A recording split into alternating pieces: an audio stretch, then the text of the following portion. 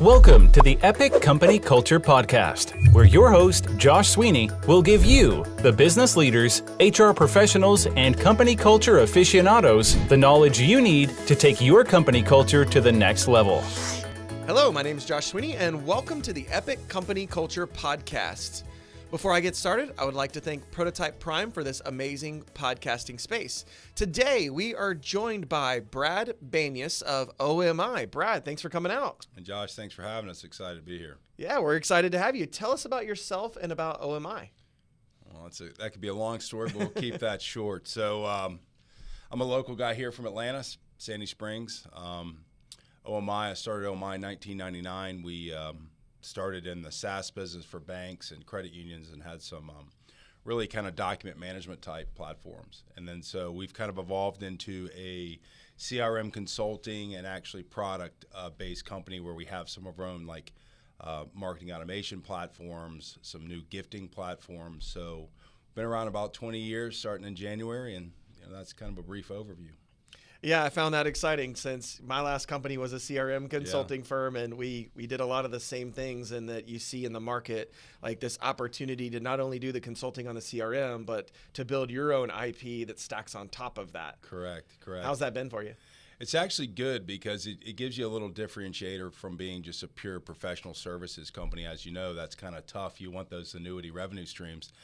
So it's really great to be able to come in and apply our own knowledge and intellectual property back to the CRMs that we work on, and it's been really well. So our new products in that area, one's called Rocket Notes and one is called 366 Degrees, so they're doing really well. Awesome. That's fantastic. So you've been doing this for a while, but I'm going to try and get you to think back before this company, a little ways back, and tell us a company culture experience that you had at another organization that was the most memorable. Like, what was one that you went through, you loved it, and you're like, when I start my company, I want to do that. I want to make sure that's part of our company culture. Yeah, great. So it's kind of walk down memory lane when I pulled in here. I was telling you that about 27 years ago, I used to work actually almost across the street. So it brought back some pretty good memories. So I think one of my best memories as far as culture was a company called Data Line Systems, a small business, probably less than 50 employees. The owner was a really good guy, very entrepreneurial guy, had several businesses. So that culture was really one of kind of teamwork, and everyone kind of worked together. I remember when the new sales guys came in, all of the guys that had been there a while would actually give them accounts that they knew business was going to close. And our owner could never understand why we did that. And we said, really, first of all, we want the guy to succeed. But second of all, the sooner he gets up to speed, the better it is for all of us, right?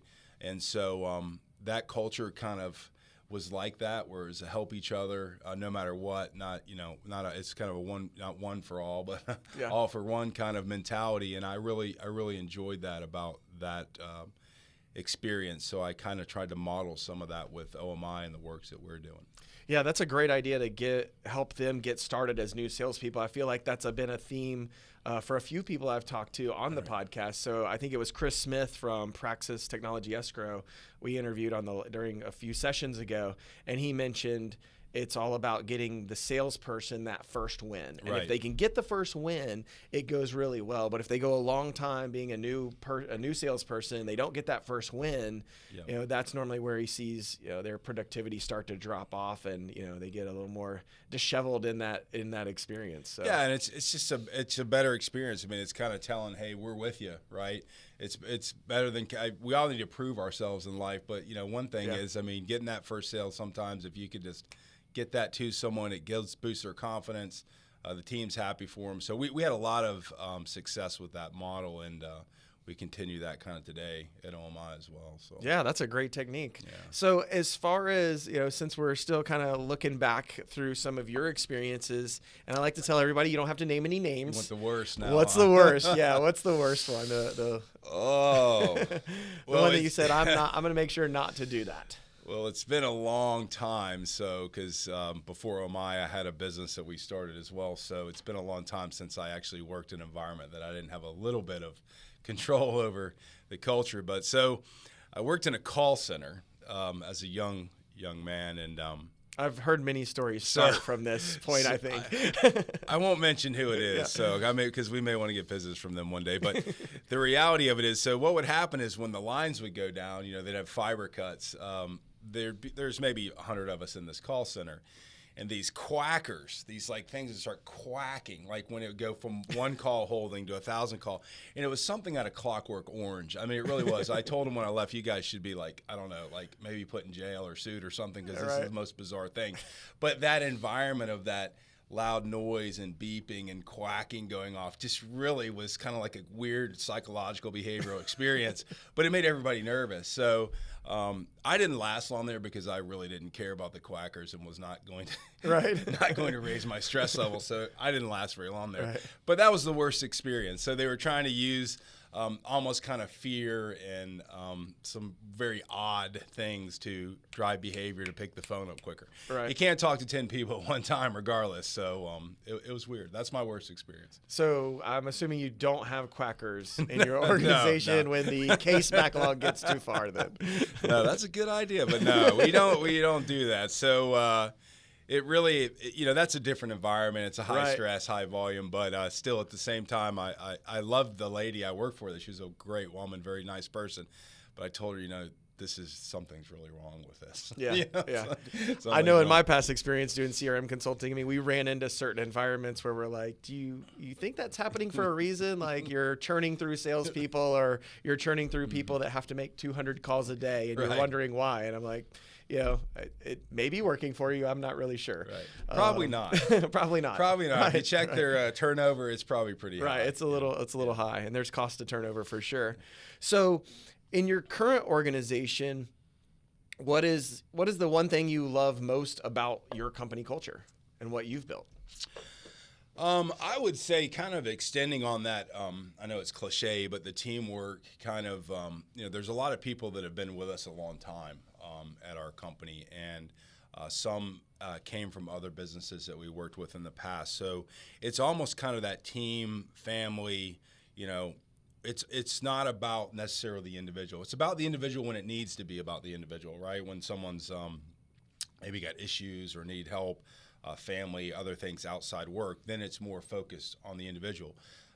But we kind of build, and obviously I grew up in an entrepreneurial family. It's very entrepreneurial. It's very, take your own initiative, drive your own ideas. And so we don't prohibit people if they have ideas or they want to work on certain things in markets that we don't kind of stop them from doing that. We just say, you own it, you're accountable for it. And if you can do that and it makes sense from a business perspective and you've got a passion for it, you do it. So we're a very kind of, it's a free-spirited kind of green kind of thing, but it's very focused on entrepreneurship, very much when new guys come in. I would say the biggest thing I love about what we do now is an internship. So we've started with local high school program, DECA, and we pull guys and girls over from like the DECA program in high school and kind of take some of them all the way up through college if they want to work with us in the summers or Christmas. And that's been just an amazing experience to where these young people can really do some great things. So I kind of digressed there, but sorry. No, that's great. I love the intern programs. I always like hearing that people have a good experience from the intern programs because I know that we've had some amazing interns in our environment, and it's always good to see like where they end up going, because often I almost try, with all the behavior analytics and personality assessments and people work that we do, I almost like trying to predict and say, well, I think in so many years this person's going to be there, or this person might not be, but I don't want to discount anybody, but it's just interesting to see how that plays out based on their initiative in our environment or their initiative in your environment, because I know we get people on all sorts, all of the spectrum. Right. Well, I would give some advice to interns out there. Don't work for free, right? Don't let people talk to you about working for free. And then also for the employers that are doing that intern program, give them something more than, mixing up pens or organizing pens. Give them some real work. So we try to give them some real projects that they have to do, and we have some help with it, obviously. But from day one, they're working, and then we get feedback. They're like, wow, you guys really think I can do this, don't you? We're like, yeah, we do. And you're going to do it. So I don't know. That's what I'm into right now. That's what I do. Very cool. So. Well, you talked a little bit about kind of the entrepreneurial spirit in your environment and how people have the freedom to go work on these other projects. How do you balance the results that need to happen in the business versus the free time of being able to work on those types of projects? Yeah. So typically when someone says they want to do it, it is related to a revenue generating opportunity. Right. It's not just like, hey, I think I want to be a sculptor. Right. And, that's not going to help. And I'm going to sell, art. Well, no, we're not going to do that. But so it's a great question. I mean, some of the ideas that we have or that we now turn into kind of broader products come from that. So it's kind of like an incubator type process, right? So we balance it with it has to have some sense. It has to make some sense in the realm of what we do, whether it's CRM or marketing or some of the other areas that we're kind of like touching. So it's easy for us to associate that cost or that time of them doing it. So I don't want to, I don't want to flood people saying, hey, I'm going to come and I'm going to build the next electric battery. Well, we don't do that. There's a company called Tesla that can do that. So, so we're pretty, it is confined. Yeah. So do you get all these ideas and vote on them, or like, what's that process look like in your, is it very structured, unstructured, just kind of go with it, or how does that work? The old kind of council thing, right? You come before the council. Typically in our weekly kind of just briefs, people will bring it up, and most of the people now know that if they come to that, they've got some, not really proof, but they have some background on why they would want to do it. So the voting process is pretty quick. If it doesn't take a lot of extra funds for additional funds to get it going, and they can give kind of a brief, yeah, we're going to do it, we just say, yeah, let's do this, right? If it's something that they're asking for budget for, then it goes through a little more of a process that we look at it and say, okay, well, what's going to be our time to market? How much do we invest? When can you get a prototype? So those that actually require a little bit of funding, there is a little formal process, but nothing real strict. So. Yeah, I love it because, I've seen it done so many ways at different companies. You have what Google used to do with the 20% time, and it was, whoa, I just lost it here. I hit the spring on the chair. Let's just pick it up. So At Google? Google, yeah. Yeah. So I saw what Google had was their 20% time where, a certain portion of your week was really dedicated to that, and that's how they balance the deliverables versus, and I was at other companies who had that idea, and you could vote on them and pick the best one so that there was a lot of focus around the initiatives in more of a structured way, and they could get the team to collaborate and come together instead of one person. But I also, I've also been in environments where it never got delivered. So it's interesting. It's always good to hear how people balance out the results versus the innovation. Yeah, and in fairness, we're not Salesforce with 30,000 employees, so it's a little different. As you move up in your employee and you get into 10, 15,000 type employees, obviously you can't have some of that freedom to, all of them are going to be kind of, well, why did he not pick my idea, or why did she not use my idea? So we're not at that stage, so it's a little bit easier, more of an innovative, more entrepreneurship still. So Got it. So what is the next thing? What is the biggest company culture challenge or next company culture initiative you're looking at implementing?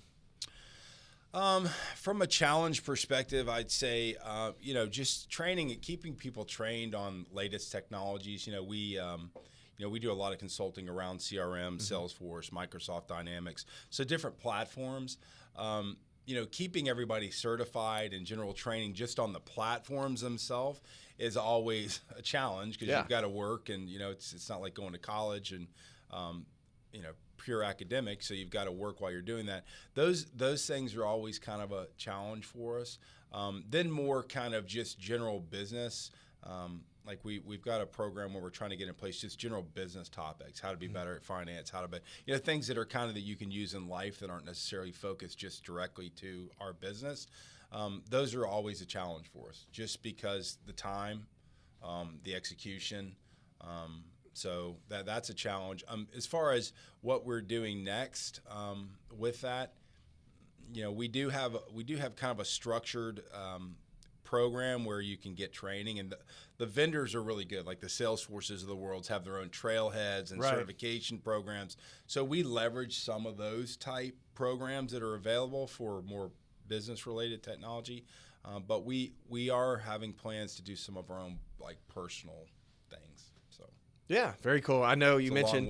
I was thinking about the Salesforce trailhead, where it's like, you could probably spend all day in that for many weeks or even months and not get anything done, but be very certified. Yeah, it's one of these things really, and I think people it's great. It's a great strategy for Salesforce, right? Because you're building your own certification professionals, and then saying, oh, we only work with certified professionals, where there's a big group of people that probably don't have certs that are very, very talented. But you are right. I mean, we're not in the business of becoming academics around CRM. We're in the business of solving problems for our customers.